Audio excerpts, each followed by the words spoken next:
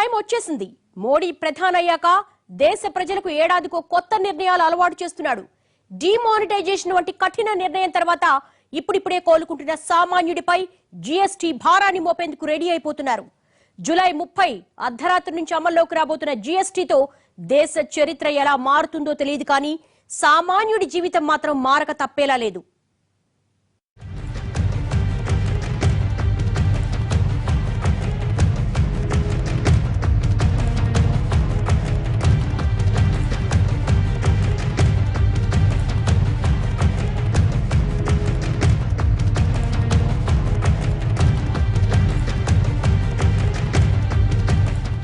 ఒకే దేశం ఒకే పన్ను, ఇది పీఠమెక్కిన దగ్గర నుంచి మోడీ ప్రభుత్వం చెబుతున్న మాట.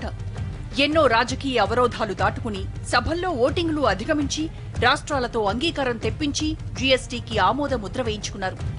జూలై 1 నుంచి దేశవ్యాప్తంగా జీఎస్టీ అమల్లోకి కూడా వచ్చేస్తోంది. ఇంతవరకు బాగానే ఉంది. మరి ఈ జీఎస్టీతో సామాన్యుడికి లాభమా నష్టమా అన్నదే సామాన్యుడి దగ్గర నుంచి సంపన్నుల వరకు అందరినీ భయపెడుతోంది.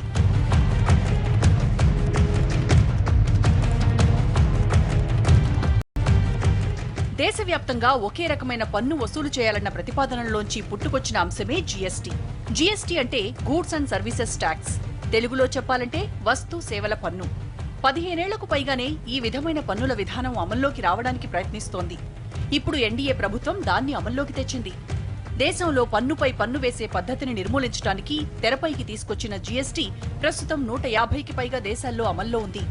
ఇప్పటి వరకు ఉన్న పన్ను విధానంలో ఒక వస్తువు వినియోగదారుడిని చేరాలంటే ముడిసరుకు నుంచి తయారీ, హోల్సేల్, రిటైల్ ఇలా అన్ని దశలు దాటుకుంటూ రావాలి.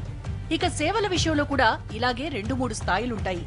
ఇలా ఈ ప్రతి ఒక్క దశలోనూ కొంత విలువ పెరుగుతుంది. ఇలా పెరిగిన ప్రతిసారి దాని మీద ఈ పన్ను పడుతుంది. అంటే అన్ని దశల్లోనూ పన్ను కట్టాల్సి ఉంటుంది. మొదటి దశలో చెల్లించిన పన్ను మీద ఆ తర్వాత దశలో పన్ను పడుతుంది. ఇలా అన్ని దశలు దాటే వరకు పన్ను మీద కూడా పన్ను పడుతుంది. కానీ జీఎస్టీ అమలైతే ఇన్ని స్థాయిల్లో పన్నులన్నీ రద్దయి ఒకే ఒక పన్ను పడుతుంది.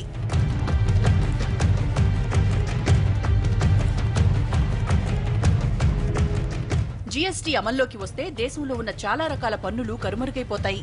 ఇప్పటి వరకు కేంద్రం విధిస్తున్న సెస్సులు కూడా ఇందులో కలిసిపోతాయి. ఇక రాష్ట్రాల సరిహద్దుల్లో ఉండే చెక్ పోస్టులు, టోల్ ట్యాక్స్లు కూడా ఉండవు.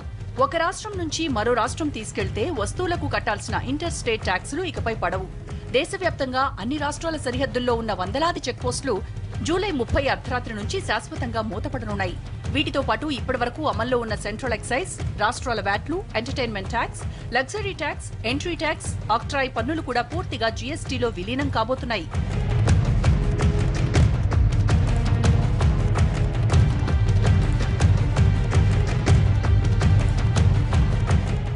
ఈ జీఎస్టీ మిగిలిన దేశాల్లో ఒకే శాతం ఉన్నా మన దేశంలో మాత్రం 6 కేటగిరీల్లో ఉంది. వస్తువులు, అవసరాలు, వినియోగం, వాటి లభ్యత, తయారీ, దిగుమతి తదితర అంశాలను బేస్ చేసుకుని జీఎస్టీని 6 విభాగాలుగా చేశారు. జీఎస్టీలో 0%, 5%, 12%, 18%, 28% ఇలా 5 స్లాబ్లుంటాయి. ఇక మన దేశంలో అత్యంత విలువైన అంశం ఆడవాళ్ల దగ్గర నుంచి ప్రతి ఒక్కరికి అత్యవసరమైన బంగారం మీద మాత్రం కొత్త స్లాబ్ నిర్ణయించారు. ఈ ఒక్క మెటల్ ని మాత్రం ప్రత్యేకంగా 3% కేటగిరీలో చేర్చారు. ఇప్పటి వరకు బంగారంపై పన్ను ఒక్కో రాష్ట్రంలో ఒక్కోలా ఉంటుంది. అందుకే ఒక్కో రాష్ట్రంలో ఒక్కో రేటు ఉండేది. కానీ ఇప్పుడు ఈ పరిస్థితి మారుతోంది. అయితే ఇప్పటి వరకు 2 నుంచి 2.5% వరకు ఉన్న గోల్డ్ మీద ట్యాక్సులు జీఎస్టీ దెబ్బకి 3% పెరుగుతాయి. అంటే ఆ మేరకు పసిడి సామాన్యుడికి భారం కానుందన్నమాట. వేలు, లక్షల్లో వ్యాపారాలు జరిగే పుత్తడి రేట్లలో 1% మార్పు వచ్చినా సామాన్యుడికి మాత్రం ఇత్తడైపోతుంది.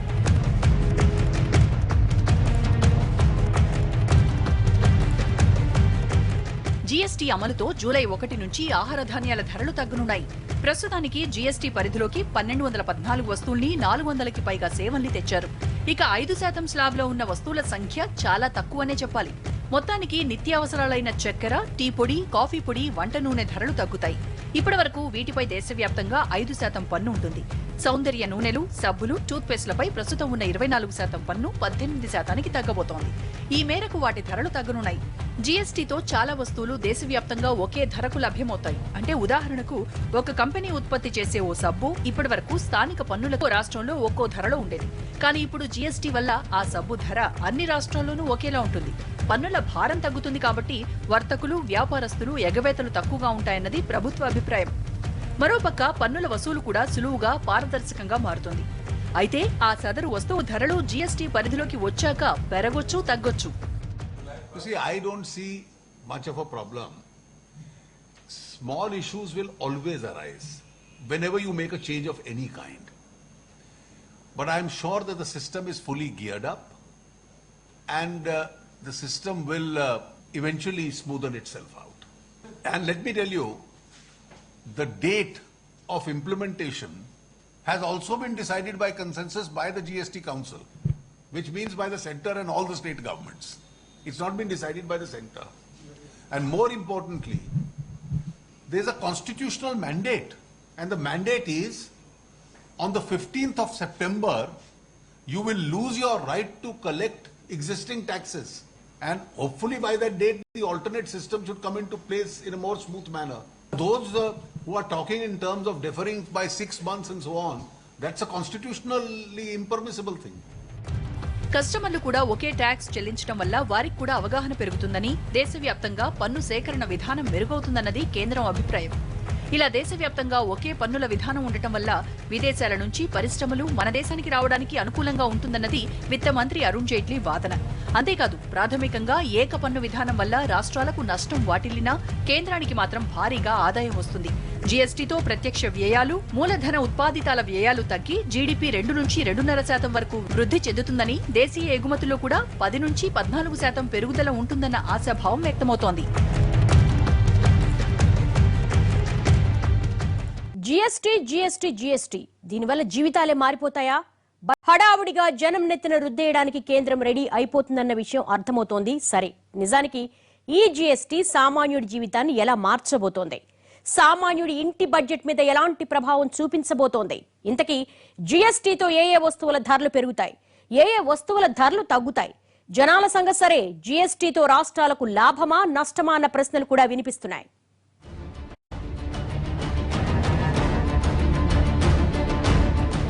జీఎస్టీతో దేశంలో పన్నుల స్వరూపం సంపూర్తిగా మారిపోనుంది. ఇప్పటి వరకు ఒక్కో స్థాయిలో ఉన్న పన్నుల విధానం పోయి ఏకీకృత పన్నుల విధానం వస్తుంది. కానీ ఈ తేడా తెలిసేది కేవలం వ్యాపారులకే తప్ప వినియోగదారులకు కాదు. వ్యాపారస్తుడు అమ్మిన రేటుకే వినియోగదారుడు కొనుక్కోవాలి తప్ప మరో ఆప్షన్ లేదు. జీఎస్టీ వచ్చాక కొన్నింటి వస్తువులపై పన్నుల భారం తగ్గుతుందన్నది వాస్తవం. కానీ ఆ మేరకు సదరు ఉత్పత్తిదారులు వాటి రేట్లను తగ్గిస్తారా లేదా అన్నది అనుమానమే. ప్రస్తుతానికి జీఎస్టీ అమలుతో ఆహార ధాన్యాల ధరలు తగ్గనున్నాయి.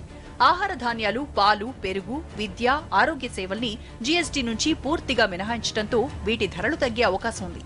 వీటితో పాటు పన్నుల స్లాబ్ మార్చడంతో చక్కెర, టీ పొడి, కాఫీ పొడి, వంట నూనెల ధరలు తగ్గనున్నాయి. వీటిపై దేశవ్యాప్తంగా 5% పన్ను మాత్రమే ఉంటుంది. తలకు రాసుకునే నూనెలు, సబ్బులు, టూత్పేస్ట్లపై ప్రస్తుతం ఉన్న 24% పన్ను 18%కే పరిమితం కానుంది. అంటే ఆ మేరకు వాటి ధరలు కూడా తగ్గుతాయన్నమాట. ఇక ఇప్పటి వరకు రైళ్లలో ఏసీ బోగీలో ప్రయాణం కాస్తంత తగ్గడమే కాదు, టీలు, ఫ్రిడ్జ్లు వంటి గృహోపకరణాల రేట్లు కూడా స్వల్పంగా తగ్గనున్నాయి.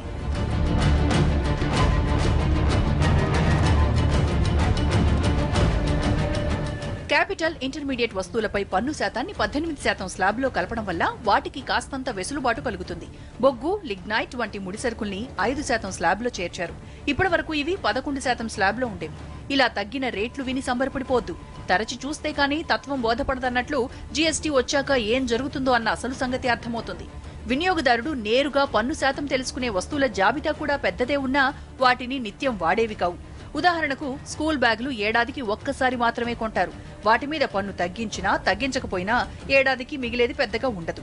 కానీ నిత్యావసరాల జాబితాలో ఉన్న వస్తువులపై ఇప్పటి వరకు ఉన్న ధరల కన్నా భవిష్యత్తులో ధరలు పెరగనున్నాయి. దీనికి కారణం ఇప్పటి వరకు వాటిపై ఉన్న పన్ను కన్నా జీఎస్టీతో అమలయ్యే స్లాబ్ అధికంగా ఉండటమే.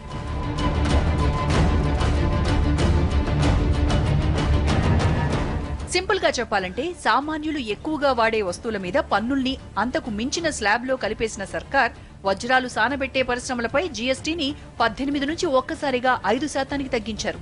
అంటే మోడీ సర్కార్ ఈ చర్యతో సామాన్యుడికి మేలు చేసిందా కీడు చేసిందా అన్నది ఇట్టే అర్థమవుతోంది. సామాన్యులెవరూ వజ్రాలు కొనుక్కోరు. వాటిని కొనుక్కోగల స్తోమత ఉన్న సంపన్నులకు పన్ను తగ్గినా పెరిగినా పెద్ద ఇబ్బంది ఉండదు. అంతేకాదు, ఇప్పటివరకు పన్ను పరిధిలో లేని వస్తువుల్ని కూడా జీఎస్టీ పరిధిలోకి చేర్చారు. ఒక స్లాబ్లో ఉన్న వస్తువుల్ని మరో స్లాబ్లోకి లాగేశారు. ఇలా చెప్పుకుంటూ పోతే జీఎస్టీతో చాలా రకాల వస్తువులపై అదనపు భారం పడటం ఖాయం. తరచి చూస్తే ఇందులో మాయాజాలం మనకు అర్థమవుతోంది.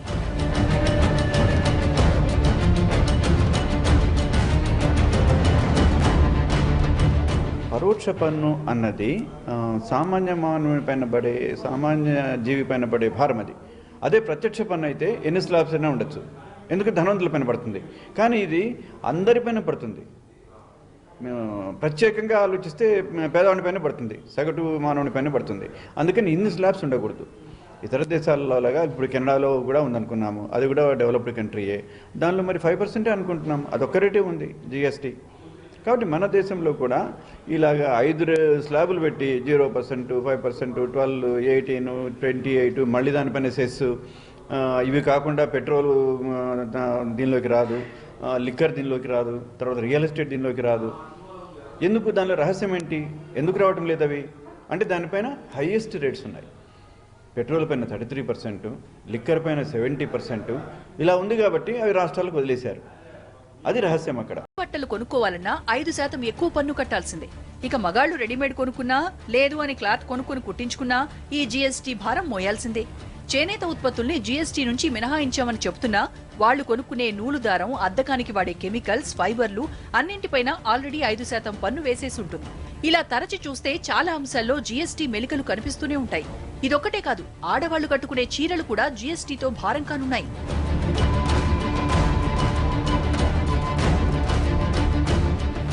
ఇన్నాళ్లు చీరలకు పెట్టే ధరల కన్నా ఇకపై 5% ఎక్కువ ధర పెట్టుకోవాల్సిందే. 1000 రూపాయల లోపు రెడీమేడ్ బట్టలు కొంటే 5% పన్ను, 1000 దాటితే 12% జీఎస్టీ పడుతుంది.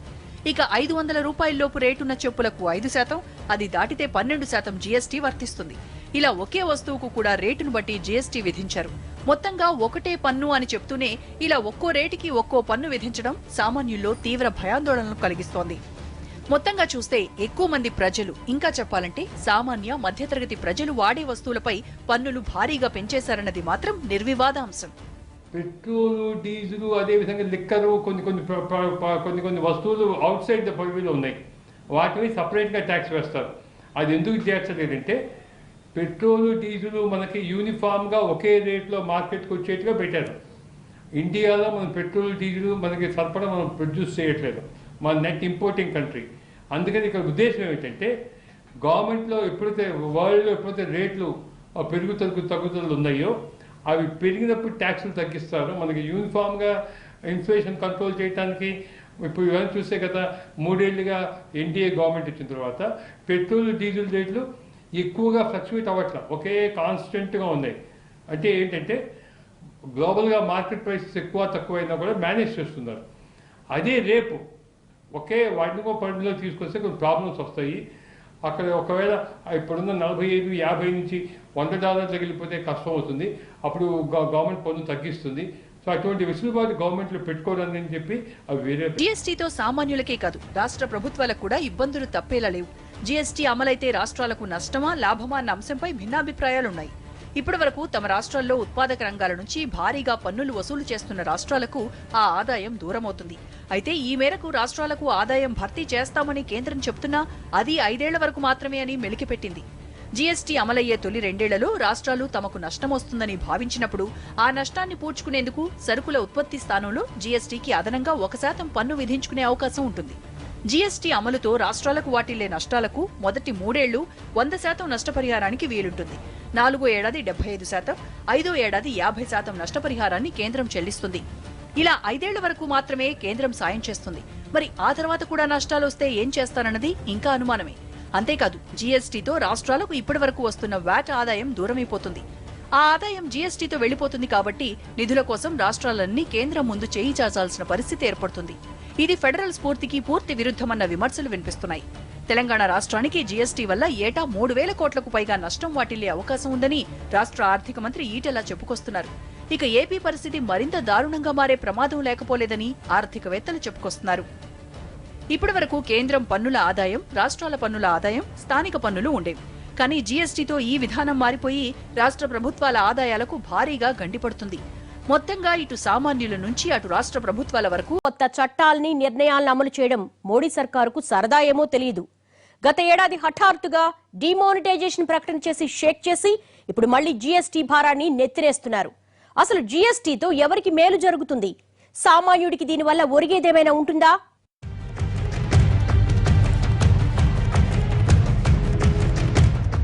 జీఎస్టీ వచ్చేసింది సరే, మరి దాన్ని అందిపుచ్చుకోవడానికి దేశం సిద్ధంగా ఉందా అంటే లేదనే సమాధానం వస్తుంది.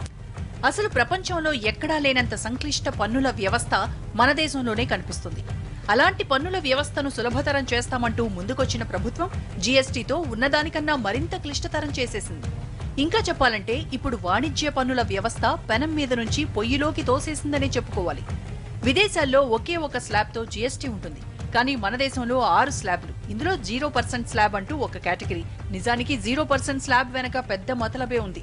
అంటే ఈ వస్తువుల మీద పన్ను లేదని అర్థం కాదు, ఈ వస్తువులపై 0% పన్ను ఉంటుందని అర్థం. కాస్త అయోమయంగా ఉన్నా దీని వెనక పెద్ద రహస్యమే దాగుంది. 0% పన్ను ఉందంటే ఆ వస్తువుల మీద పన్ను ఉన్నట్లే, కాకపోతే అది 0% అన్నమాట. అంటే భవిష్యత్తులో అవసరమైతే ఈ వస్తువుల్ని వేరే స్లాబ్లోకి మార్చే వెసులుబాటు కేంద్రానికి ఉంటుందన్నమాట. అదే పన్ను లేని వస్తువుల్ని పన్ను పరిధిలోకి తీసుకురావాలంటే దానికి చాలా పెద్ద తతంగం పూర్తి చేయాలి. ఇదే జీఎస్టీలో 0% వెనక ఉన్న అసలు మతలబు. వీళ్ళు ఒక ప్రిన్సిపల్, ఒక ట్యాక్స్ ప్రిన్సిపల్ అనుకున్న తర్వాత ఏంటి ఆ ట్యాక్స్ ప్రిన్సిపల్? ట్యాక్స్ పైన ట్యాక్స్ ఉండకూడదు, కాబట్టి ఏ వస్తువు పైన కానీ ఏ సర్వీస్ పైన కానీ ధర తగ్గాలి అనుకున్నప్పుడు ఆ సూత్రాన్ని ఉపయోగించి ధనవంతునికైనా లాభం ఉండాలి, పేదవానికైనా లాభం ఉండాలి. అంతేగాని రాష్ట్రాలు ఏదో రాజకీయంగా ఆలోచించి కొన్ని వస్తువులపైన సేవలపైన వద్దు అంటే దాన్ని విస్మరించడం అన్నది కేంద్ర ప్రభుత్వానికి మంచిది కాదు.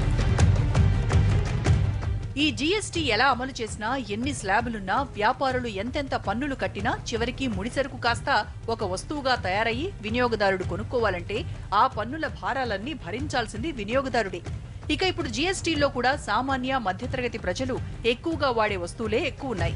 అంటే జీఎస్టీతో కేంద్రానికి వెళ్లే ఆదాయం అంతా సామాన్య మధ్యతరగతి వర్గాల జేబుల్లోంచే అన్నమాట. వస్తువులే కాదు, సేవల విషయంలో కూడా కాస్తంత కొత్త మెలికలున్నాయి. నిజానికి ఇప్పటి వరకు లేని కొన్ని సేవల్ని కూడా కొత్తగా జీఎస్టీలో మిళితం చేశారు. ఉన్న సేవలపై అదనపు భారం మోపారు. ఇప్పటి వరకు టెలికాం, ఇంటర్నెట్ వంటి సేవలకు 15% పన్ను కట్టేవాళ్లం, కానీ ఇప్పుడు వాటికి 18% పన్ను పరిధిలోకి తెచ్చారు. అంటే ఆ మేరకు సామాన్యుడి జేబుకు చిల్లు పడుతుంది. ఇక ఆపరేషన్ చేయించుకుంటే 18% జీఎస్టీ కట్టేయాల్సిందే. అంటే మన దేశంలో బతకాలన్నా పన్ను కట్టాలన్నమాట. ఇది జీఎస్టీతో వచ్చిన పరిణామం.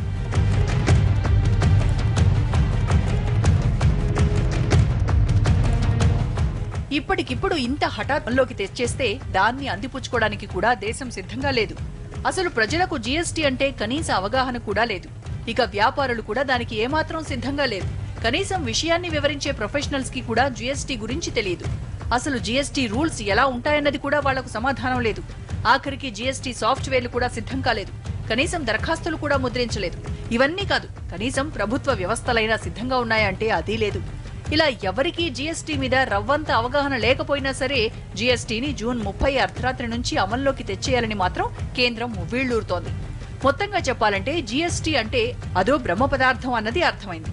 ఇప్పటి వరకు ఉన్న పన్ను విధానాల్ని సరళీకృతం చేస్తామని చెప్పి ఇక ఎప్పటికీ ఎవ్వరికీ అర్థం కానంత సంక్లిష్టంగా మార్చేసింది.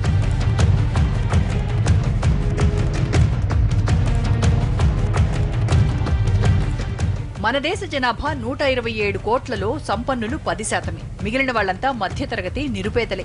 వీరిలో కాస్తంత ఖర్చు పెట్టగల నియో మిడిల్ క్లాస్ ఓ 60% ఉంటారు. వీళ్లనే ఇప్పుడు టార్గెట్ చేసింది కేంద్రం. మధ్యతరగతి మీద ఎంత భారం మోపితే అంత ఎక్కువ పన్నులు రాబట్టొచ్చన్న ఆర్థికవేత్త లెవీస్ అర్థసూత్రాల్ని అక్షరాల జీఎస్టీ రూపంలో అమలు చేసేస్తోంది. ఇప్పటికే డిమానిటైజేషన్ తో నగదుకు బదులుగా లావాదేవీలు జరుపుతున్న కేంద్రం ఇప్పుడు వాటిని కూడా జీఎస్టీ పరిధిలోకి తెచ్చేసి మరింత భారం మోపింది. ఇలా కొత్తగా వస్తున్న పన్నులతో అన్ని వస్తువులు, సేవలతో అదనపు భారాన్ని మోయాల్సింది అల్టిమేట్ గా మధ్యతరగతి జీవులే. జీఎస్టీ రావటం వల్ల ఇండియాలో ఏకదమ్ముగా క్యాష్ బిజినెస్ పోతుంది. ఎందుకు పోతుందంటే ఇవాళ ఒక టూత్పేస్టో సబ్బో ఎవరో తయారు చేస్తే అది అల్టిమేట్గా కన్స్యూమర్ పే చేస్తే తప్ప ఆ క్రెడిట్ ఆ కంపెనీ వారికి వెళ్ళదు. సో మొత్తం అంతా ఈ కంప్యూటర్లో సిస్టంలో అల్టిమేట్గా కన్స్యూమర్ పే చేస్తారు కన్స్యూమర్ దాకా. అంటే ఒక చోట నుంచి ఒక చోటకు వచ్చినప్పుడు అదే 18% ఉంటుంది, మళ్ళీ 18% ఉంటుంది, మళ్ళీ 18% ఉంటుంది. చివరి దాకా కడితే తప్ప ఫస్ట్ ప్రొడ్యూస్ చేసేవాడి క్రెడిట్ రాదు. అందుకని చెప్పి మొత్తం లింక్ చైన్లో మీకు చివరికి ఇన్వాయిసెస్, మీకు చలాన్స్, మీకు ఎక్కడ ప్రతి చోట ఆక్ట్రాయ్ లాగా టోల్ దగ్గర వెరిఫై చేయటం అన్నీ పోతాయి. అల్టిమేట్గా కన్జ్యూమర్ పే చేస్తేనే క్రెడిట్ వస్తుంది. అందుకని ఈ మొత్తం చైన్లో ఈ ప్రతివాడు పే చేయక తప్పదు అటువంటి సిస్టమ్. సో మొత్తం క్యాష్ బిజినెస్ అనేది వెళ్ళిపోతుంది. అందుకని ఎప్పుడైతే జీరో బిజినెస్ పోతుందో కన్జ్యూమర్కి మంచి అవుతుంది, గవర్నమెంట్కి మంచి అవుతుంది, గవర్నమెంట్కి ట్యాక్స్ కలెక్షన్స్ ఎక్కువ అవుతాయి. జీఎస్టీ వల్ల లాభాల కన్నా ఇబ్బందులే ఎక్కువగా కనిపిస్తున్నాయి. రేట్లు తగ్గే వస్తువుల సంఖ్య కొద్దిగా ఉంది, పైగా అది నిత్యావసరాల్లో లేదు. ఆటోమొబైల్ రంగంలో లగ్జరీ కార్ల ధరలు భారీగా తగ్గనున్నాయి, కానీ సామాన్యుడు కొనుక్కునే కార్ల ధరలు మాత్రం పెరుగుతున్నాయి. అంటే ఈ జీఎస్టీతో కేంద్రం ఎవరికి న్యాయం చేసినట్లు? మధ్యతరగతి ఎక్కువగా వినియోగించే హోటళ్లు, రెస్టారెంట్ల బిల్లులు, మొబైల్ బిల్లులు, ఇంటర్నెట్ సేవలు, జ్యువెలరీ, ఖరీదైన అలంకారాలు, డిటిహెచ్ టీవీ, కొరియర్ వంటి సర్వీసులు, సిగరెట్లు, ఇన్సూరెన్స్ బిల్లులు, ఆన్లైన్ షాపింగ్ వంటివన్నీ జీఎస్టీతో మరింత భారం కానున్నాయి. జీఎస్టీ అమల్లోకి వచ్చిన కొన్నాళ్ల పాటు వీటికి మధ్యతరగతి దూరంగా ఉండొచ్చేమో, కానీ శాశ్వతంగా కాదు. కొన్నాళ్లకు పెరిగిన పన్నుల భారాన్ని మౌనంగా భరిస్తూనే ఈ సేవల్ని వినియోగించుకోక తప్పదు. అప్పుడు కేంద్రానికి మరింత ఆదాయం పెరుగుతుంది. అందుకే 10% ఉన్న సంపన్న వర్గాలకు మేళ్లు చేసిన కేంద్రం 60% ఉన్న మధ్యతరగతి, సామాన్యులకు మాత్రం తీరని ద్రోహం చేసిందనే చెప్పుకోవాలి.